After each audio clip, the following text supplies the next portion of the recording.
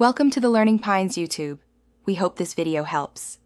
In this video, I will explain how to make your Notion pages private. We'll start by understanding the default sharing settings for any new page you create. Then, I'll show you how to quickly restrict access, ensuring your content remains confidential. You'll discover the primary options available for controlling who can see and interact with your valuable information, giving you complete peace of mind regarding your digital workspace security. To begin restricting access, navigate to the top right corner of your Notion page and find the Share button.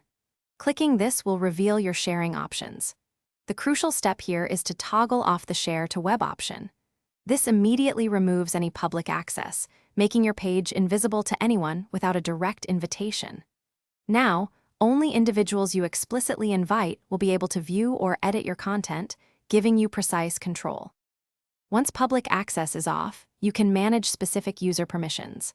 Below the Share to Web toggle, you'll find an option to add people. Here, you can invite individual users or even entire groups to your page. Crucially, you can assign different access levels, such as full access for collaborators, can edit for contributors, or can view for reviewers. If needed, you can also easily remove existing members to revoke their access, maintaining strict control over your page. It's important to differentiate between private pages and those shared within a larger workspace. A private page, by definition, is only visible to you and the specific individuals you've invited. This means even other members of your workspace won't see it unless you explicitly grant them access.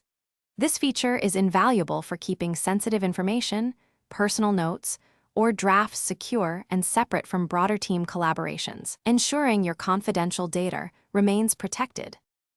Thanks for watching. Consider subscribing if we helped you.